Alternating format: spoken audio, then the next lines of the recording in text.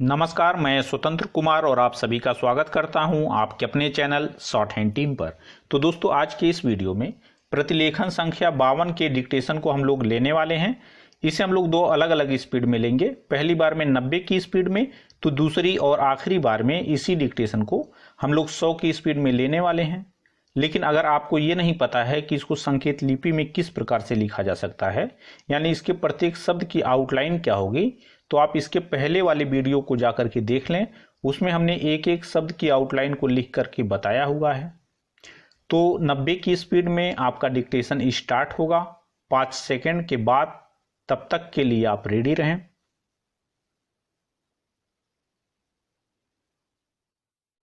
Start.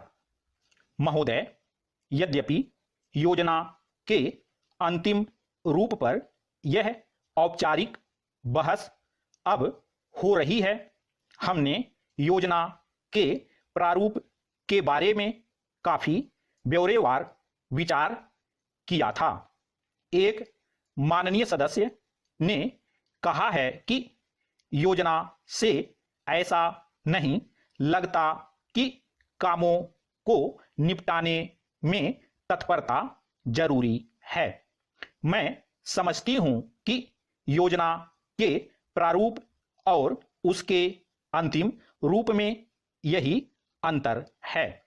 अंतिम रूप में हमने तात्कालिकता पर जोर दिया है, जिसका प्रमाण यह है कि उसमें आज की प्रमुख समस्याओं की पहचान की गई है, जैसे बेरोजगारी या क्षेत्रीय असंतुलन अथवा अन्य ऐसी ही बातें।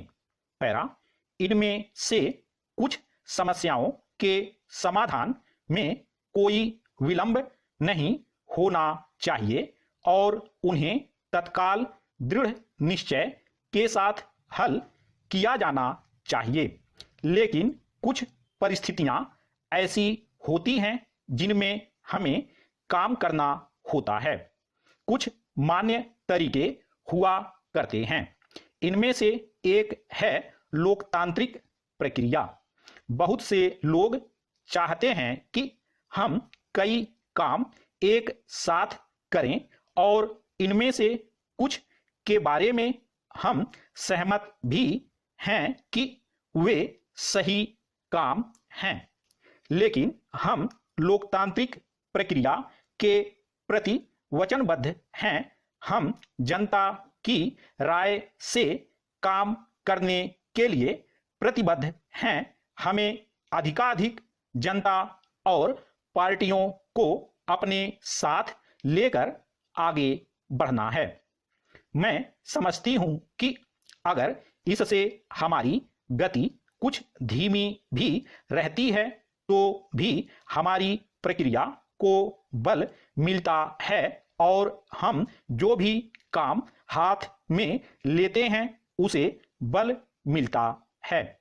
दूसरा तरीका मिश्रित अर्थव्यवस्था का है, जिससे शायद कुछ लोग सहमत नहीं हैं, लेकिन जिसे हमने अपने लिए निर्धारित किया है। ऐसी अर्थव्यवस्था की अनेक त्रुटियां भी होती हैं, लेकिन हमारे देश में आज जो परिस्थिति है उसमें हमारी सरकार, हमारे पूर्ववर्तियों और आज के सहयोगियों ने यह अनुभव किया कि हमें इस तरीके को अपनाकर चलना चाहिए। मिश्रित अर्थव्यवस्था का अर्थ मेरी समझ से यह नहीं है कि कुछ समृद्ध परिवारों को इसका लाभ मिलता रहे। कृषि या लघु उद्योग जैसे अनेक क्षेत्र कमजोर वर्गों के लाभ के लिए निजी क्षेत्र में रखे गए हैं और हमारी मिश्रित अर्थव्यवस्था के अंतर्गत अपने लिए लोगों को अनेक कार्यक्रम अपने हाथ में लेने के अलावा उनमें अपने लिए काम करना चाहिए। मुझे मालूम है कि स्वाधीनता के तुरंत बाद जो स्थिति उत्पन्न हुई थी उसका कुछ परिवारों, ग्रुपों, व्यावसायिक घरानों ने निजी स्वार्थ के लिए लाभ उठाया। स्टॉप। दोस्तों, इसी डिक्टेशन को दूसरी बार में हम लोग 100 की स्पीड में लेंगे और आपका समय स्टार्ट होगा 5 सेकेंड के बाद। तब तक के लिए आप रेडी रहें।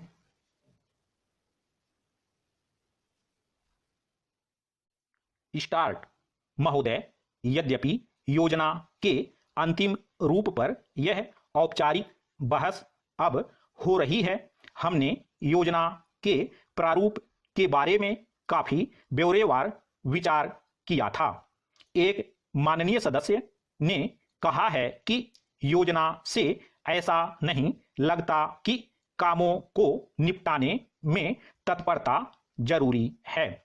मैं समझती हूं कि योजना के प्रारूप और उसके अंतिम रूप में यही अंतर है। अंतिम रूप में हमने तात्कालिकता पर जोर दिया है, जिसका प्रमाण यह है कि उसमें आज की प्रमुख समस्याओं की पहचान की गई है, जैसे बेरोजगारी या क्षेत्रीय असंतुलन अथवा अन्य ऐसी ही बातें। पैरा। इनमें से कुछ समस्याओं के समाधान में कोई विलंब नहीं होना चाहिए और उन्हें तत्काल दृढ़ निश्चय के साथ हल किया जाना चाहिए। लेकिन कुछ परिस्थितियां ऐसी होती हैं जिनमें हमें काम करना होता है। कुछ मान्य तरीके हुआ करते हैं। इनमें से एक है लोकतांत्रिक प्रक्रिया। बहुत से लोग चाहते हैं कि हम कई काम एक साथ करें और इनमें से कुछ के बारे में हम सहमत भी हैं कि वे सही काम हैं, लेकिन हम लोकतांत्रिक प्रक्रिया के प्रति वचनबद्ध हैं।